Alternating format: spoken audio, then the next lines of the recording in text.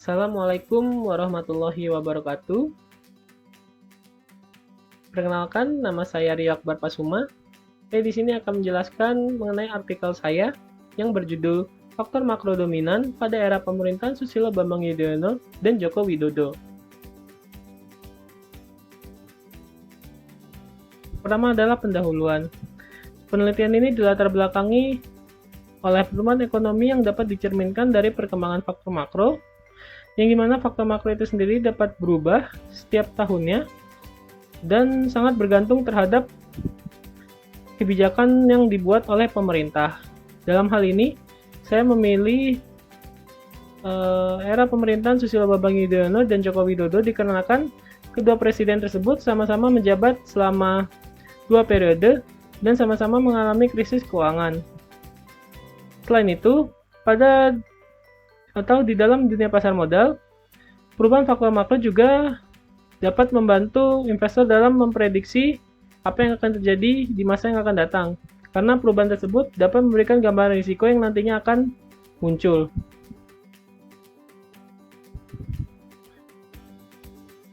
Dalam hal ini, dapat Bapak Ibu lihat bahwasannya faktor makro itu cukup banyak.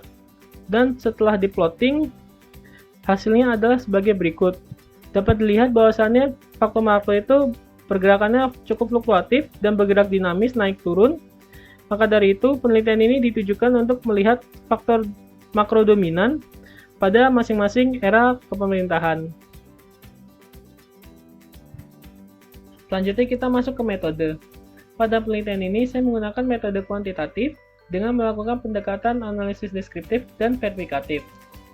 Lalu pada penelitian ini, saya menggunakan data sekunder yang berupa data bulanan 41 faktor makro yang bersumber dari berbagai situs resmi.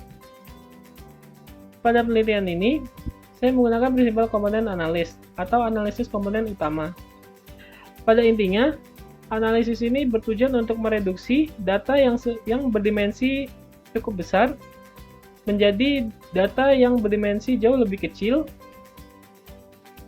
tanpa menghilangkan karakteristik asli dari variabel tersebut.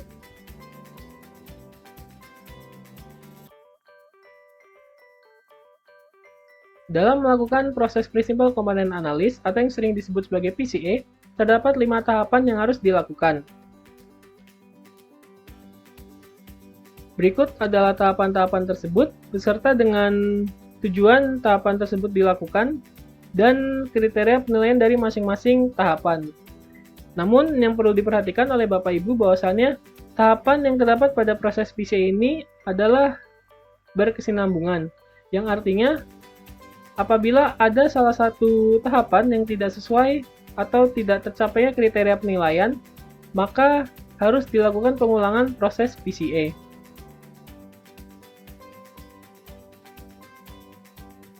Lalu kita masuk ke hasil dan pembahasan. Yang pertama adalah pada era Susilo Bambang Yudhoyono. Dapat Bapak Ibu lihat bahwasannya dilakukan 3 kali percobaan PCA dan menghasilkan 5 komponen atau kelompok variabel baru dengan tingkat variasinya adalah 80,49%. Variabel baru tersebut antara lain ada variabel indeks global, variabel makroekonomi, variabel risiko ekonomi, variabel indeks Cina, dan variabel indeks Arabian.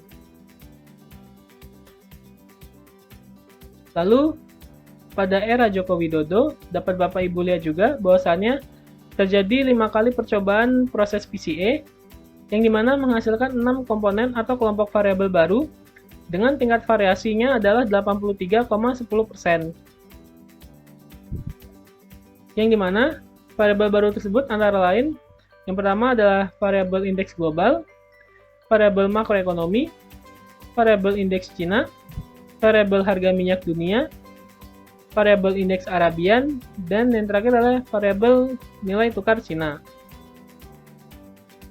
Lalu yang terakhir untuk era gabungan.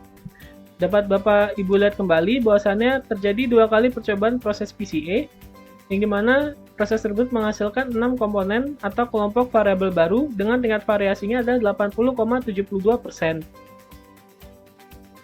Variabel baru tersebut antara lain variabel indeks global, variabel makroekonomi, variabel harga minyak dunia, variabel indeks Cina, variabel indeks Arabian, dan yang terakhir adalah variabel sumber daya saing. Baiklah, selanjutnya kita masuk ke kesimpulan. Pada era Susilo Bambang Yudhoyono, dari 41 faktor, tereduksi menjadi 39 faktor, dan terbentuk 5 variabel baru, dengan tingkat variasinya adalah 80,49%, yang dimana ini masih tergolong cukup baik. Lalu selanjutnya, pada era Joko Widodo, dari 41 faktor, tereduksi menjadi 37 faktor, dan membentuk 6 variabel baru, dengan tingkat variasinya adalah 83,10%, yang dimana ini artinya masih cukup baik juga. Lalu yang terakhir untuk era gabungan, dari 41 faktor, tereduksi menjadi 40 faktor, dan membentuk 6 variabel baru, dengan tingkat variasinya adalah 80,72%, yang artinya ini juga masih cukup baik, sama seperti era-era sebelumnya.